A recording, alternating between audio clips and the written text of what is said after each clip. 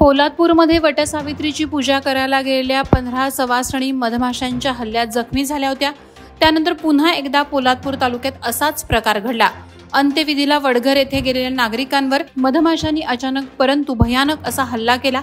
मृतदेहाला अग्नी दिल्यानंतर झालेल्या धुरामुळे झाडावर असलेलं मधमाशांचं मोहोळ उठलं आणि मधमाशांनी अंत्यविधीसाठी जमलेल्या नागरिकांना असंख्य चावे घेत जखमी केलं।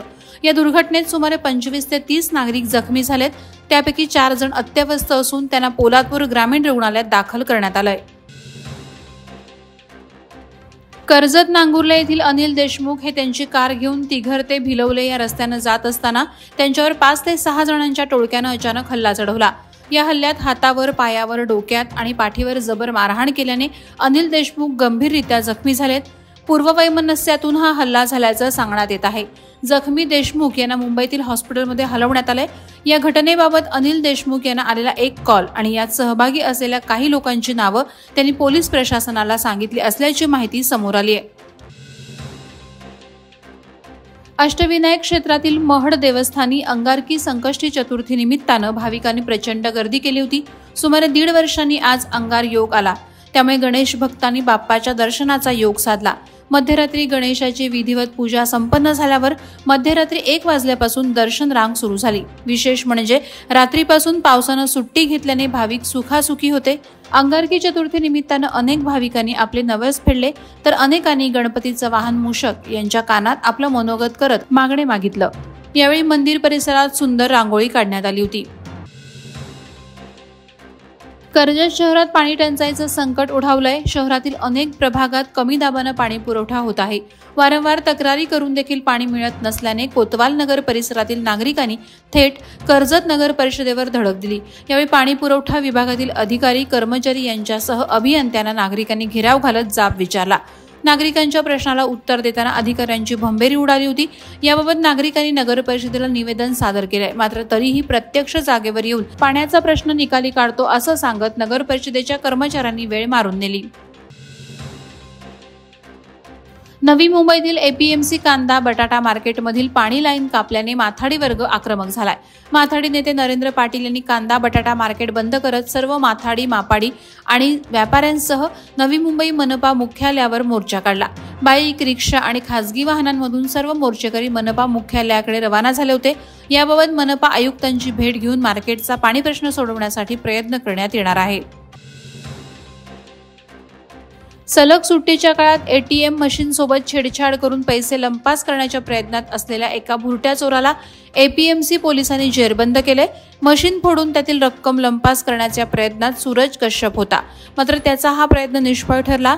या आरोपीला एपीएमसी पोलिसांनी मोठ्या शिताफीनं ताब्यात घेऊन अधिकची चौकशी केली असता त्यानं गुन्ह्यांची कबुली दिली। सलग सुट्ट्या आल्याने बँकेच्या भिंतीआड लपलेल्या एटीएम मशीनमधून पैसे काढण्याचा आणि बँकेत घुसण्याचा प्रयत्न त्यानं केला होता। आरोपीनं आणखी चोऱ्या केल्यात का याचा तपास एपीएमसी पोलीस करत आहेत। भर पावसाळ्यात जून महिन्यातच पुनाडे धरण कोरडं पडत असल्याचं भयानक चित्र आहे। त्यामुळे उरण तालुक्यातील 25,000 रहिवाशांना गेल्या 8 दिवसांपासून भीषण पाणी टंचाईचा सामना करावा लागतोय। संबंधित प्रशासनानं जातीनं लक्ष केंद्रित करून रहिवाशांना टँकरने किंवा हेटवणे धरणातून पाणी पुरवठा करावा अशी मागणी पुनाडे 8 गाव ग्रामीण नळ पाणी पुरवठा कमिटीच्या वतीनं उरणचे तहसीलदार डॉ. उद्धव कदम यांना देण्यात आलेल्या निवेदन पत्रकाद्वारे करण्यात आली आहे। पुनाडे, वशेणी, सारडे, पिरकोड, पाले, आवरे, गोवठणे, कडापे, पाणदिवे ही गावं पुनाडे धरणावर अवलंबून आहेत। 64 वर्ष झाली तरीही कोयना प्रकल्पग्रस्त जनतेच्या न्याय मागण्या पूर्ण होत नसल्याने अखिल कोयना पुनर्वसन सेवा संघानं 28 जून रोजी तालुक्याच्या ठिकाणी तर 2 जुलै 2024 रोजी लॉंग मार्चनं पावसाळी अधिवेशनात विधिमंडळावर मोर्चा धडकणार असल्याची माहिती अध्यक्ष विठ्ठल मोरे यांनी प्रसारमाध्यमांना दिली।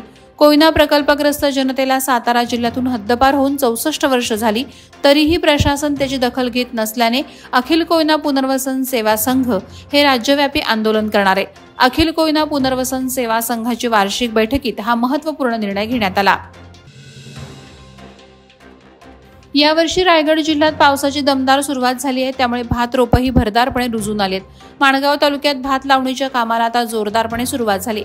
चांगल्या पावसामुळे शेतकरी बळीराजा हा मोठ्या आनंदात आपल्या शेतात काम करताना दिसतोय।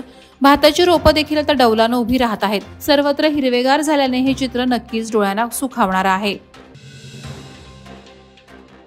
झाडे लावा, झाडे जगवा, हरित तृणांनी धरती नटवा. पर्यावरण रक्षण आणि संवर्धन हा उद्देश समोर ठेवून सायकल इंडिया खोपोलीतर्फे खोपोली कर्जत मार्गावरील तळवली, केळवली, डोलवली या ठिकाणी रस्त्याच्या बाजूला वृक्षारोपणाचा कार्यक्रम 22 जून रोजी संपन्न झाला. या उपक्रमात आंबा, जांभूळ, करंज, भावा इत्यादी प्रकारची झाडं लावण्यात आली. या वृक्षारोपणामध्ये संदीप हडप, गोळप वाघ, संदीप शिर्के आणि पत्रकार समाधान दिसले यांचं सहकार्य लाभलं. यावेळी संदीप भस्मे यांनी झाडांचं रक्षण आणि संवर्धन या संदर्भात माहिती दिली. आषाढी एकादशी निमित्त पंढरपुरी जाण्यासाठी राज्यातून अनेक वारकरी दिंड्यांचं प्रस्थान पंढरपूरकडे झालं. पनवेलमधून कोकण दिंडीचं प्रस्थानही झालंय. 17 जुलै रोजी आषाढी एकादशी आहे. या दिवशी लाखो भाविक पंढरपूरला जात असतात. अनेक वारकरी दिंड्यांचं प्रस्थान पंढरपूरकडे होत असतं. जुना मुंबई पुणे राष्ट्रीय महामार्ग क्रमांक 4 वरून पनवेल परिसरातील वारकरी दिंडींचं प्रस्थान झालं. प्रथम आळंदी येथे गेल्यावर माऊलींच्या दिंडीत सहभागी होऊन पंढरपूरकडे प्रस्थान होईल असं दिंडीतील वारकरी यांनी सांगितलं. माऊलींच्या रथाच्या मागे 14 क्रमांकाची ही दिंडी आहे. पर्यावरण संवर्धनासाठी Tata rallies India limited, Tata chemical society for rural development आणि ग्राम संवर्धन सामाजिक संस्थेच्या माध्यमातून पेण तालुक्यातील ग्रुप ग्रामपंचायत बोरगाव हद्दीतील दुर्लक्षित उंबरमाळ, केळीची वाडी, तांबडी, काजूची वाडी आणि खवसावाडी येथील 156 कुटुंबांना प्रत्येकी 10 झाडे याप्रमाणे देवगड, राजापुरी, केशर आणि रत्ना या जातीची 1560 कलमी आंब्याची झाडं वाटप करण्यात आली.